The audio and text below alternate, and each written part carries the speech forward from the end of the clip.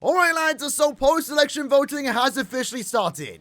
Now before we do talk about the potential nominees for this year's post-election, and also discuss what characters are actually worth voting for, let's quickly explain what post-election is. So in total, there are going to be 2 rounds of voting. Round 1 starts today, from the 14th to the 17th. Round 2 will then begin on the 17th and will last until the 20th, and within each round, Caleb are going to give us around 20 plus characters to vote for, and the top 6 most voted characters from each round 1 and also round 2, will get put into a banner at the end of the year. Last year, for example, this is what post-election looked like. It's a 7-step banner, but it does feature some of the best premium and also seasonal characters in the game. And that's important to understand. It's only premium and seasonal characters released in basically the last year. And 2023 in particular has had some really good premium and also seasonal characters. So this banner is already setting up to be a pretty good banner with the options that we have to potentially pick from within this year's voting. And if you do want to vote for a particular character, all you have to do is go onto Twitter, Instagram, Facebook, Discord even,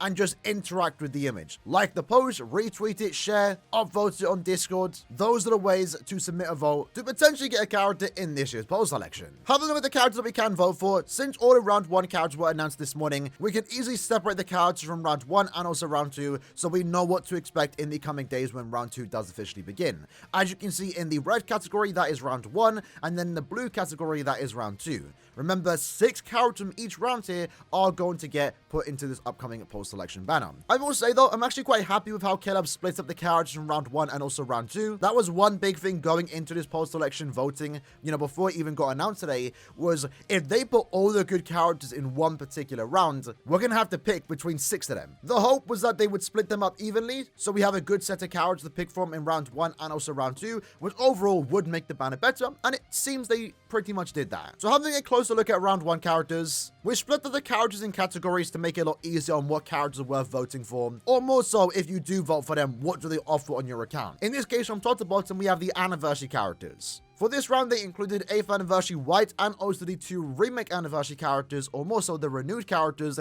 with Ichigo and also Aaroniero. Below that, we have the Super Linksword Farmers. Below that, we then have the plus 10 Linksword Farmer, in this case Swimsuit Jushiro. Then we have the Linksword Soul Traits. Followed that, we have Guild Quest characters, Brave Battle characters, and then basically everything else. Characters that don't really fit into any of these sections, and quite frankly, characters that I don't think are even worth really talking about in this case. And that's not to say any of these characters are actually bad, it's just that they don't fit into any category that I have given here, and at the same time, realistically, they're not going to get that many votes. So of these characters, who are worth talking about and who are worth voting for, and at the same time, who's most likely going to get voted in? Well, the clear winners here are going to be the anniversary characters, right? Every year, without fail, the main anniversary highlights are going to get put into this banner. So that's going to include 8th Anniversary White and 8th Anniversary Ichigo for round 2. Since they did include the renewed characters for Ichigo and also Aaroniero, there's also a really good chance here, almost guaranteed even, with these top 3 characters, that they are going to get put into this post-election banner.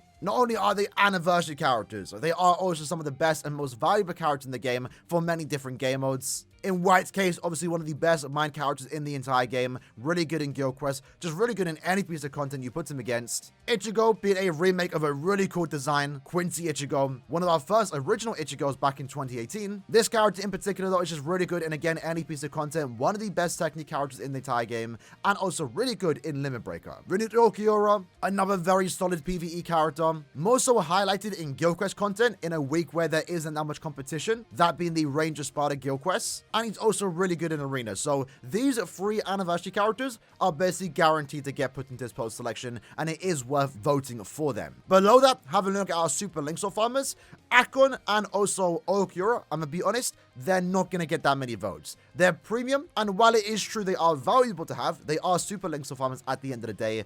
They've also been out for like a year now, and their roles in the game in terms of being Super Linksword Farmers, they have been replaced. But who hasn't been replaced, who also is significantly more rare, given the fact that she is a seasonal character, is Rangiku. So Rangiku, of course, is worth voting for. You should vote for her, and you probably already voted for her. She's already solidified herself into the top 6 voting here. It's a swimsuit Rangiku. She's a Super Linksword Farmer. She's seasonal. She's worth talking about, and she's easily going to be in this year's post-election banner. Below that, we then have Jushiro, another seasonal character, someone that maybe not a lot of people have because who actually pulled for him. It was the first mid-bun banner post 8th anniversary. Most people were still trying to summon for Yacha Unohana, 1000 Year Blood War round 17 for example, so no one, myself included, really had orbs to summon for these characters, Byakuya and also Jushiro. However, Jushiro is still a pretty valuable character given that he is still somewhat newish. He's one of the newer characters to vote for in this selection, and he also is a plus 10 link shot farmer, the only in his attribute. Sure, we will get more and potentially better farmers than him in the future,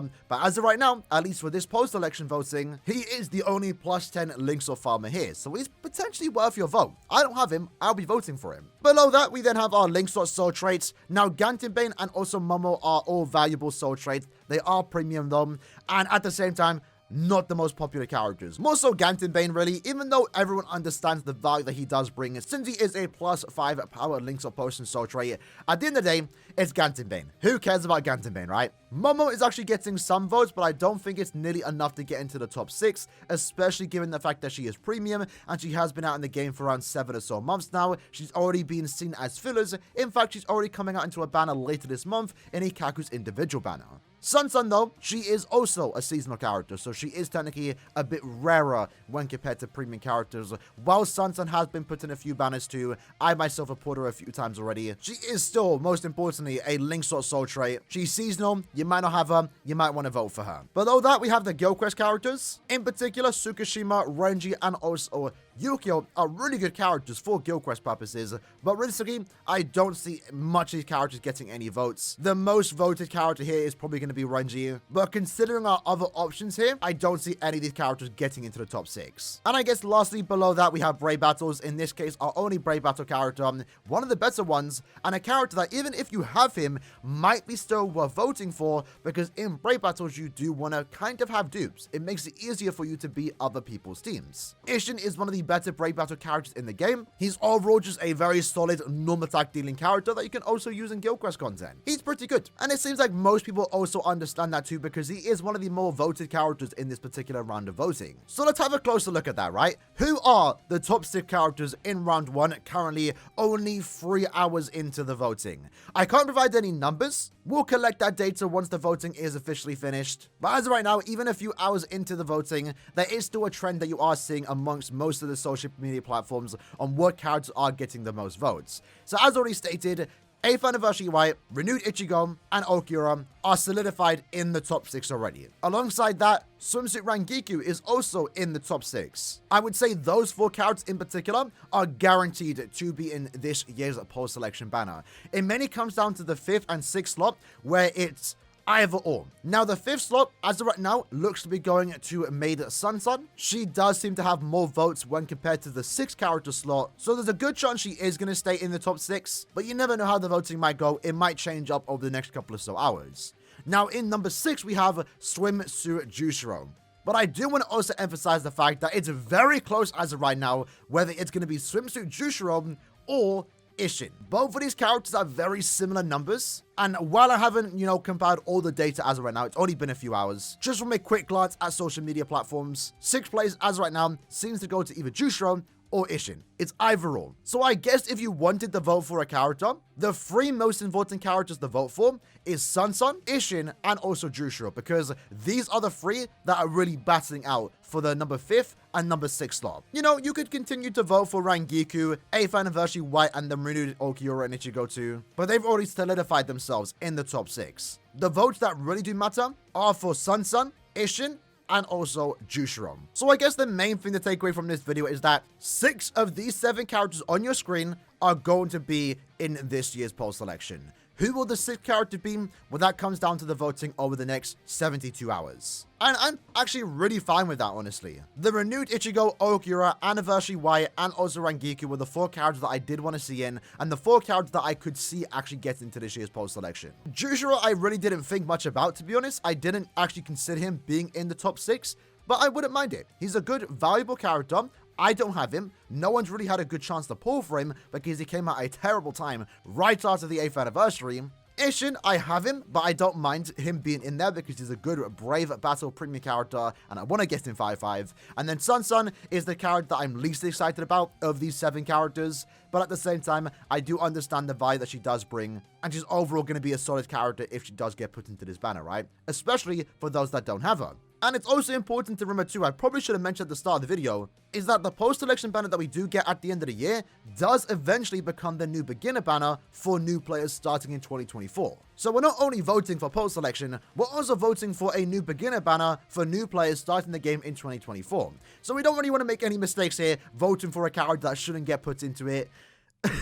Christmas Nelio, still have PTSD. I don't know how she got put in there all those years ago. This year, though, it looks like we're not going to have any bad or character that shouldn't be in this year's post-selection. Either way, though, lads, that was the video for today. In the comments below, let me know how you lads feel about the 6 of these 7 characters getting put in for round 1. I'm really okay. I'm actually quite happy with the outcome. Whether Jushiro, Sun, or Ishin make into the top 6, I'm perfectly fine with it. And considering our options for round 2 voting, you can almost guarantee what characters are probably going to get put into post-selection 2. And if the 6 characters that I'm thinking of in round 2 get put in, I think we have a really good post-selection this year. I'm not gonna lie. I'm definitely gonna be doing 7 steps myself on probably all 3 of my accounts and hopefully walk away with some pretty good value. And the chance of getting good value is gonna be quite high since the characters this time look actually really solid. Hope you guys enjoyed the video though. See you guys next time. Take care and peace.